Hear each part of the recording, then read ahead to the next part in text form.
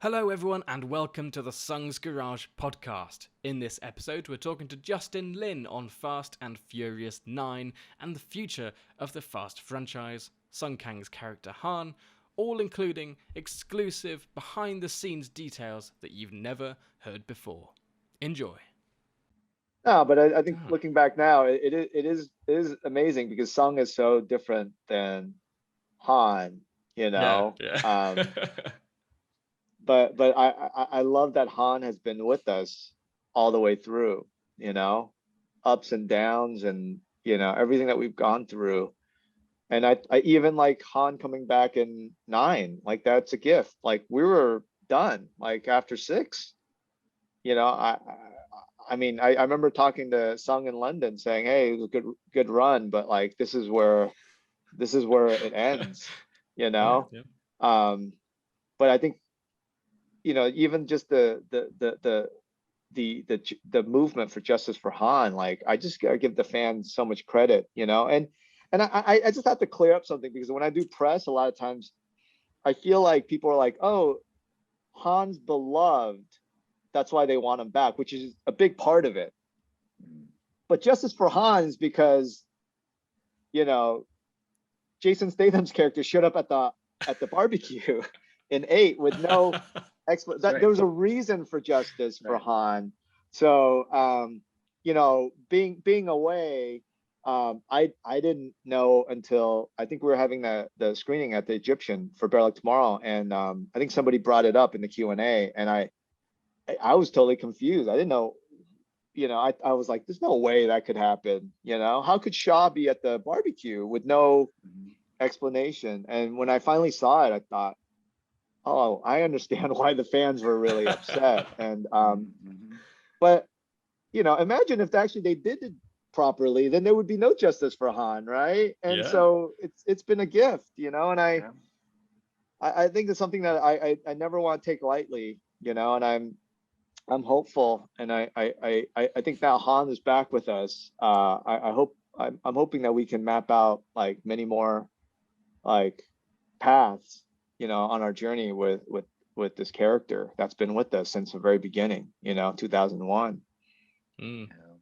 Yeah, Yeah. I mean, when you found out that Han was, quite disrespectfully killed off, how did you go about? Obviously, we can't give anything away because a lot of people haven't seen the film yet. But how did you kind of prepare yourself to bring this character back, and how did you like plan that? Because it wasn't exactly he was dead. So how Yeah, did you go about doing that realistically in your it mind? it was I'll tell you, it was a process because there was a version for a while where he was never alive. We were going to do Justice for Han through flashbacks, and so he was never going to be brought back alive. And so it was a process. I'll be honest, like it's not something I take lightly. It's like I know Mm, we people joke that nobody ever really dies in the Fast universe, but I do think that I wanted to dig in, and there's a whole. I mean, I feel like there's a whole movie's worth. Even when you watch Fast 9, the amount of work that we went in to hopefully, in my mind, to bring him back in a way that I think does justice. And I say that I don't think it does justice just to bring him back on 9. I think justice for Han needs to be, dished out, I would say, in further, I think nine's what we're trying to do 9 is just hopefully respectfully be able to like bring him back into the narrative, and it was a exercise that I've never done anything like it. And I think that it was through years of just talking and the connection, and for me personally, it brought me back to a lot of the Han and Giselle and mm, connections. um and I think on this one we had Kirsch and Dan Casey, Alfredo, a lot of great people, and I felt like we actually had an outline for this whole other movie for Han. And obviously when you yeah, see the movie, it's you're seeing like little snippets, but yeah. we did work really hard to to bring him back in a way that I wanted to see, you know, and I think it also, your question also brings back something, and reminds me of something, which is a lot of people were saying, well, what's the best way to watch Fast? Is it, you know, like do it in chronologically, or I think the best way is the way they were, the years that they were released, you know, because I think that's always been a negotiation in how, you know, we're able to keep Han alive. And I think, you know, to see it chronologically is actually not the right way. I think Tokyo Drift was always meant to be postmodern. I remember when we were doing the thing and people can't shoot videos on their phone and like and share it. Yeah, You down the know, nuts. like, Right. yeah. That's I'm right. like, really? I would Wow. think so. I would think That's we're right. doing postmodern, and now we do it, you know. And I know they're flip Yeah. phones and stuff, but like I think that was the spirit of Tokyo Drift, was to say, hey, we don't have to make a Hollywood film about Tokyo where there's Buddha statues everywhere, you know, like this is a Mm. postmodern film. And I think that was the spirit of it, you know. And so, um, you know, I would say, you know, to answer your question, I think Justice for Han, we're only seeing the tip of the iceberg, you know. And I know Sung and I have talked a lot, and my hope is that as we move forward, Justice for Han really is about seeing this character continue his journey and to evolve, you know. And I hopefully, if we earned enough currency, you know, we're gonna be able to see Han for, you know, for many more journeys, you know. And I think that's Justice for Han. Yeah, I mean, to me, coming from a fan's perspective, it seems as though Han, the character, has the deepest, I know, just the deepest character trait, because, you know, especially because it goes back to Better Luck Tomorrow. He's got a really long story and a lot of kind of evolution through that. So are you saying that there could be like a little, maybe a spin-off or something? Just, Well, yeah. I know you know, this is not a cop out answer, but I have to say, I think you know, with Vin, I think we've always kind of connected because he's a big D&D player, right? So I didn't know this when I first met him, but you know, he loves mythology. So I think, you know, Vin and I, we kind of connected on talking about a lot of stuff that's not even in the movie, you Yeah. know.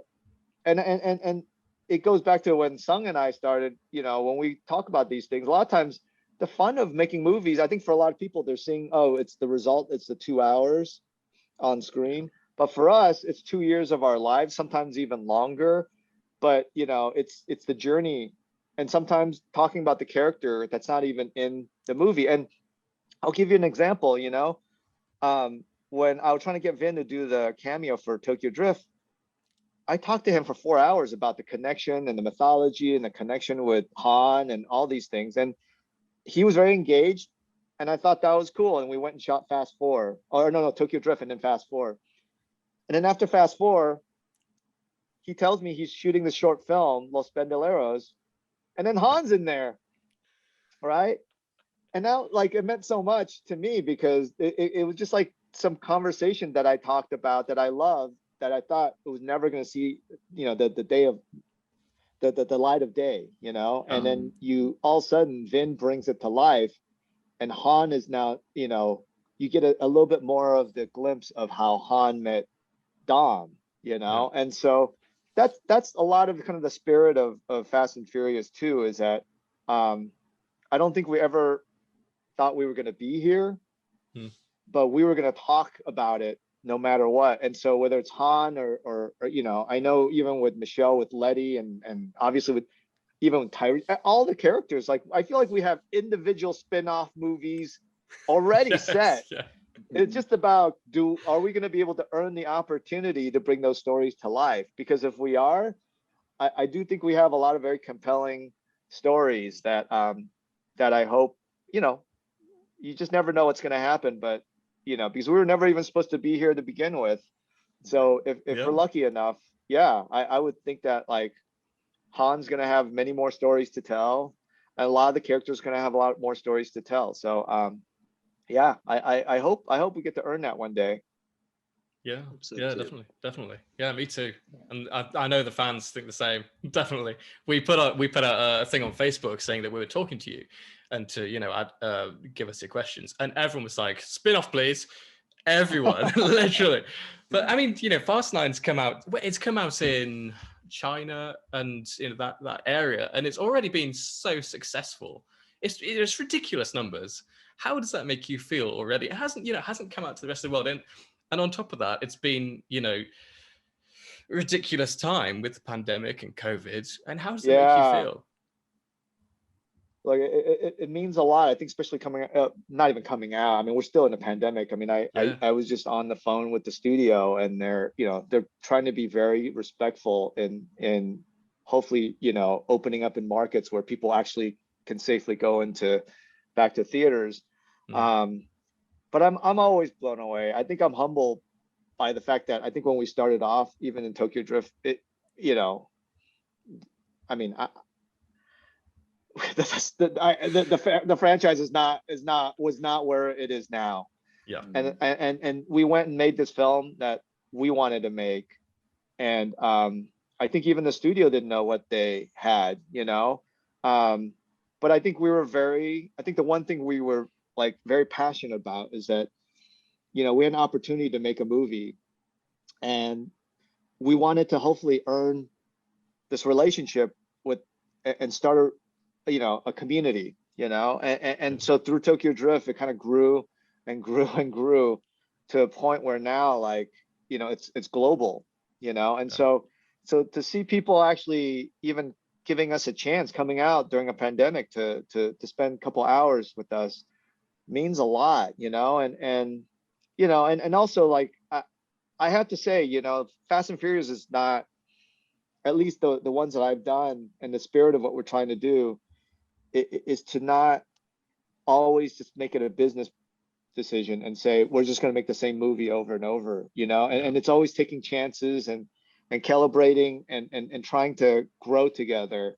And so the fact that anytime we get to make another one, I'm grateful. And it's not just like to the studio. The studio is awesome, they're great partners, but it's to the fans, and I hope, I mean, I think even on nine, I would, in London, I would walk, and then, I remember meeting like a father son, and that the dad was like, oh yeah, like I was in high school when I saw Tokyo Drift, that was his entry point into Fast. And now he's bringing his kids. So I hope, like, my goal and my hope is that, like, in a few weeks in the UK, that father and son can go and enjoy this movie together, because, we're not like James Bond, where he's the same age, the same that, we're always acknowledging kind of evolution. And that's something that's very special to us. And the fact that, like, coming in to do nine is the first one where I felt like, oh, Vin was adamant. He's like, don't think of it as one off and you're going to take off. You're making three movies, and I was like, oh, I never thought of it, because we've always felt like we earn one chapter, we go do it, and then if we're lucky enough, we'll go make another one. And so, nine is really the beginning of this trilogy arc.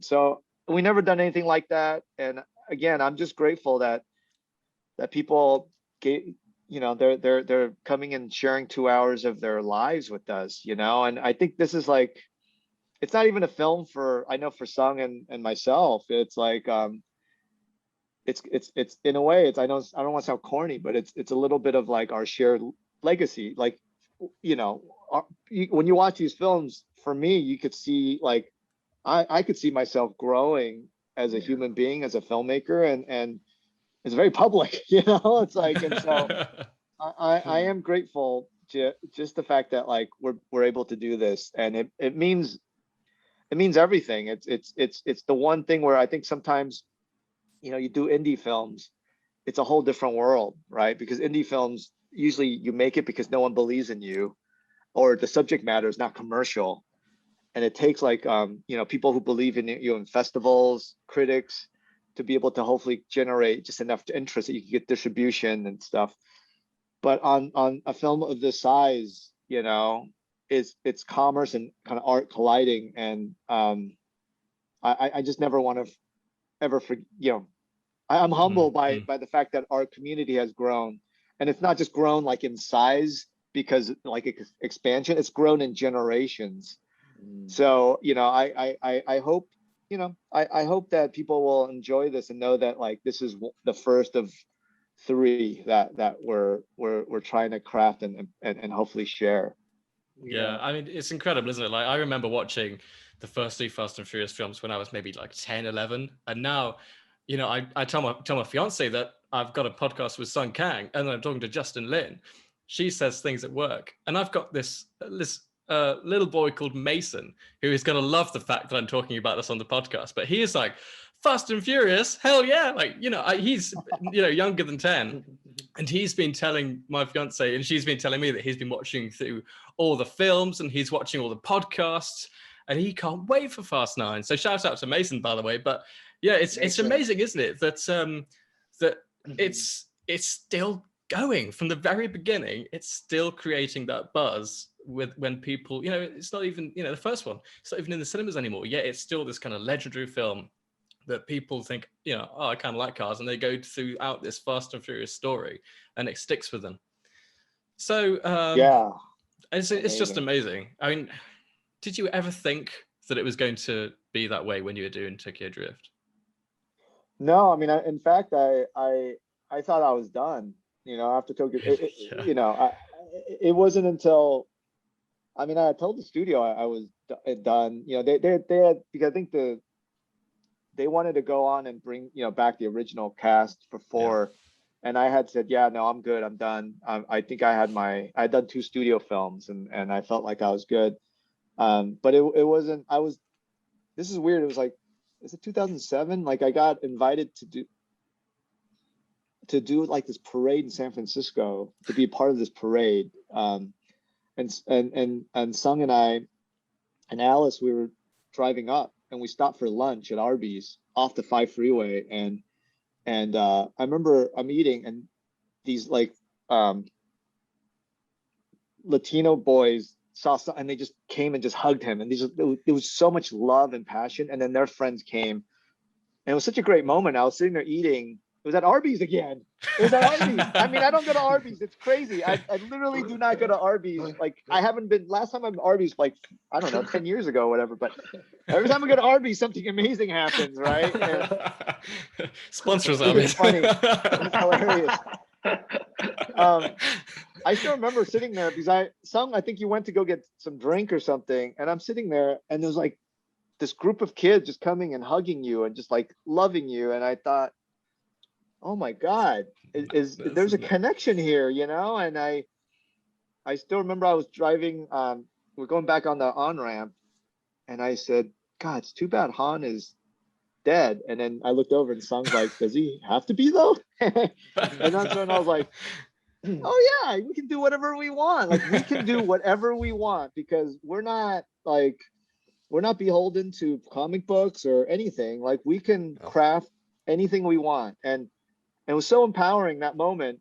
And I still remember I had this Motorola phone, and it was a flip phone, and I called Kirschenbaum at Universal and I said, I'm in. And he said, let's do it. And then that's how this whole thing kind of like expanded, you know, was that pit stop at Arby's in Central California.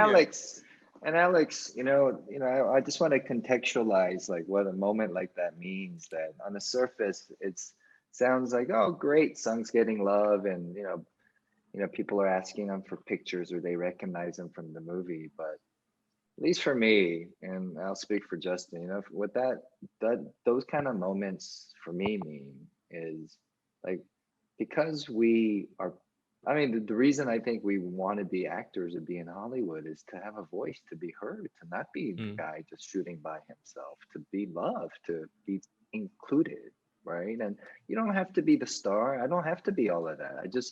I want to be a part of something, a community. And the fact that Han, separate from me, I look at it as like he's loved, and he happens to be Haitian, man. That's like, to me, like, to be a part of that, a fly on the wall, to see myself like being treated that way. But they don't know me, they don't know Song, they have no idea. if they smelled my shoes after I took them off for a run, they would not be my fan. You know what I mean? Look, I'm human just like everybody else, but the idea of what Han represents and the fact that he's Asian, man, that moment at Arby's when Justin tells that story to me, I go, it's powerful, you know, like powerful. And it always happens at Arby, right? Like great things happen at Arby's. So that's why I actually avoid going to Arby's, because I'm waiting for like the next like dip in my life, and I'm gonna go to Arby's, hope for looking for a miracle.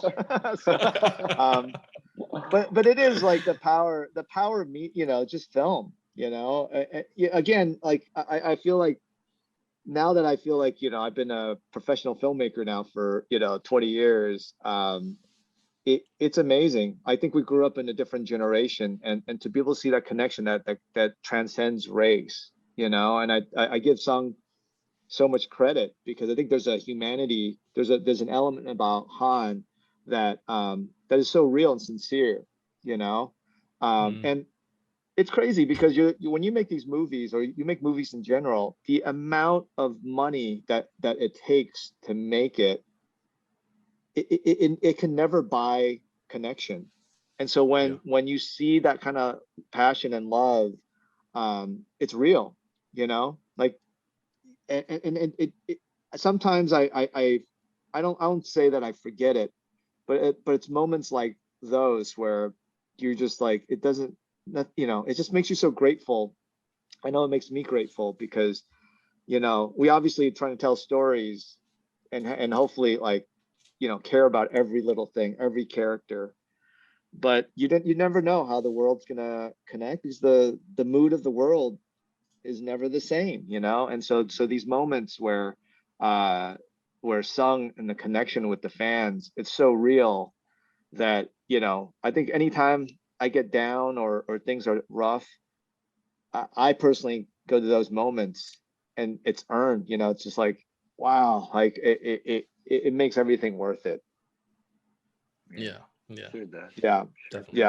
Yeah. And it goes all, I mean, look, just kind of wrap it all up. It doesn't go all the way back to being in the third grade, you know, and realizing that, you know, like, I remember again seeing Rocky 3. It's like, I'm not Italian American. I don't know anything about boxing, but there was just something about humanity of that character that inspired me. And to know that Han could be Asian American, and he could inspire and connect with kids and people of all backgrounds, you know, around the world. That's the power of what we do when it clicks. And I think that's what, like, makes me so grateful that even coming back, that, like, even this happy accident of something that maybe, you know, look, I don't want to place judgment. It didn't make sense to me either, what happened with, and that the fans started justice for Han. And now I'm personally lucky enough to be able to work with Sung again and bring Han back. Like, you know, I again, just very fortunate, very fortunate. Yeah. Well, we appreciate it. Some good films. We do appreciate it. And, you know, the fact that you feel that way, it just adds this cherry on top, isn't it? It's nice to know that you're incredibly modest, and, you know, yeah, it's good. It's good. I know you're a really busy man. Have you got time for a few fan questions before we wrap it up? Let's do it. Okay, a few. JR Jones says, how hard is it to balance what the car industry wants, which is more of a certain type of car in the films? I'm trying to move the words around a little bit. And then so balancing what the companies want with, you know, sponsorships to the storyline. Oh, that's a great question. I have to say, yeah, it's a great really question. question. I mean, I learned early on that you know, it's so hard because there's so many agendas, you know. And I guess I don't know, I don't want to out the company, but, like, I gotta give Universal a lot of credit, because a lot of times you make these deals, and then you're having conversations, and it's hard enough just trying to hopefully tell a, you know, entertaining and you know, compelling story. And I remember on on Tokyo Drift, it was like there were things that were being asked, and I was like, I don't want to do that. And to the studio's credit, they're like, okay. And so we've been very fortunate, you know, in doing fast movies. I think also with success, the studio has always been very supportive. Like I've never Mm. felt like I had to do something just because we had a product placement, which I know is not the case. And maybe it's because you know, in the beginning, I really did fight it, because I just felt like, why would we do something like that? Like, you know, we have to do what's best for our movies. And so, you know, I think we've gotten to a point where actually people understand it. So, you know, they either come in and kind of play with us, or maybe they'll sit out till the next one or whatever. We have plenty of opportunities, and so I've never felt that pressure. And I could see that. I think when we talk about pivotal moments, that I think if early on we were like, oh, okay, let's do whatever they say, then we probably wouldn't be sitting here talking, doing a Yeah. part 9, you know. So, but it's always been a very positive relationship, you know, and I know that's not always the case, but in this case with this franchise, it's been nothing but respect. That's good. That's good. Okay. I should have got this ready, shouldn't I? Uh, there's a lot of people asking how Han survived. We won't go into that. Okay, so when you become attached to a Fast and Furious project, does it concern you or add stress to the filmmaking process when you have to come up with ideas that are larger than the previous film? That's not a No, mandate, yeah. you know. Yeah. I think that the thing is that, like, for me, real estate obviously is very important, and as we've grown, we have a lot more characters, you know. I think that's probably more, and I love every character, you know, and I love kind of engaging not only in character but also with the actors. Um, but I think that I would say it's not trying to beat it in size or scope, but it is just trying to evolve it. You Mhm. know, I think that a lot of times we talk about, you know, where we want to take these characters down the road, and so you know, when we're talking about this final chapter, it's interesting because, like, I remember Vin, I was shooting Star Trek Beyond in Vancouver, and he called me, and I was in the cutting room, and I thought I was done. I'm done with Fast and Furious, and he just kept talking to me about like Dom, and it wasn't even about like Fast 8, Fast 7, anything. It was just talking, and sometimes I will talk to Sung, and you know, we're not even being conscious, but like he'll say something that like, well, like I was like, oh, that's interesting, or like talking to Tyrese, he'll be joking about something. I'm like, oh yeah, I think that would be good for. So it is, the idea is to like, I feel like our goal is to try to evolve and grow with our characters, and sometimes I think that goes into like challenging ourselves, maybe in putting us in uncomfortable situations, you know.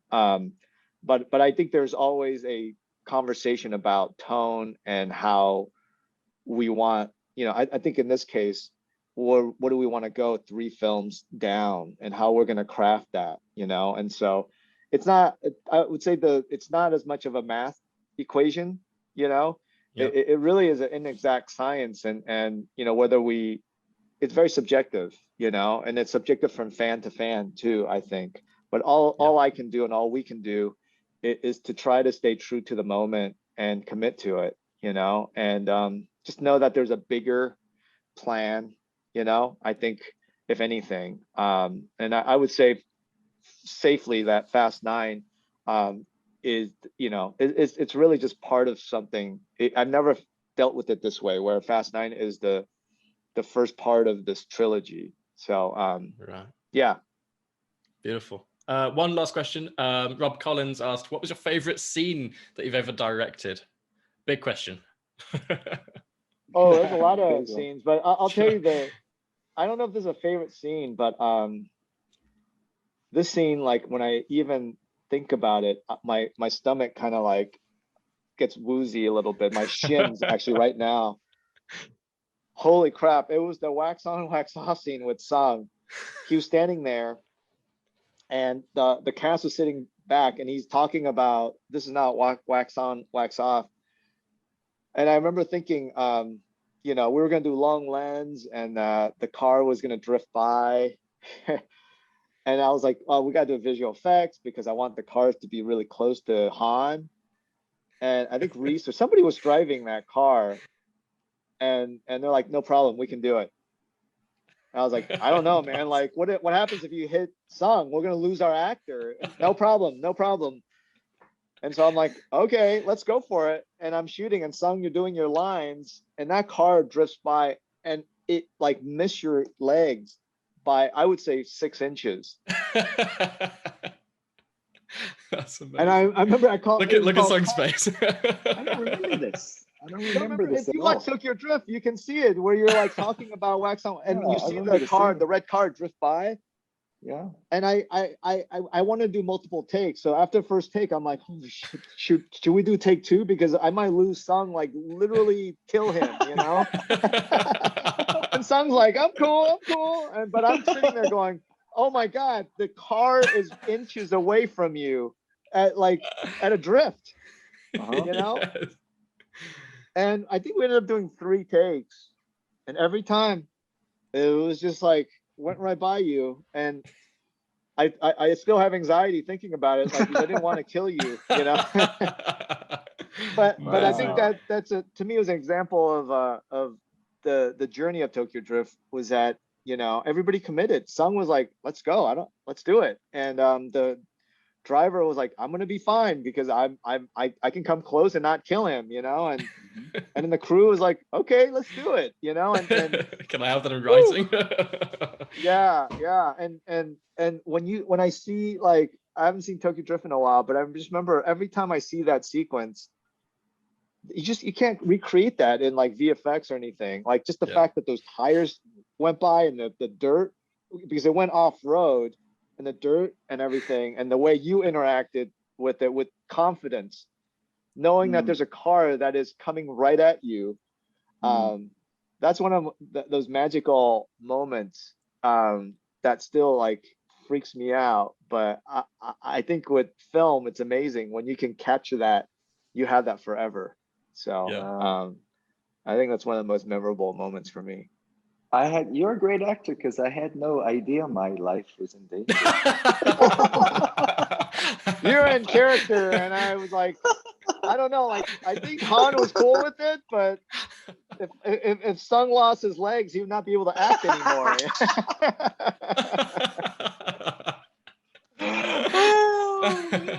Whoa, And on wow. that note, Yeah. oh, amazing. Well, thank you so much for spending some time. I know, we really appreciate it. We know you're incredibly busy, and I'm really looking forward to Fast 9. And I'm definitely going to have to go back and rewatch Tokyo Drift now. No, It's thank brilliant. you guys. This is great, going down memory lane. So thank you. Yeah, it's been amazing to sit back and listen to you, actually. It's been, really good. Really good. Thank you so much. That's great. Thank you so much for listening. If you enjoyed, we ask you to review the podcast wherever you're listening to it. Subscribe to it, and then go and check out sungsgarage.com. There's loads of Fast and Furious content over there, and it's growing every day. Follow us on social media, just search for Sungs Garage, and we'll see you in the next one.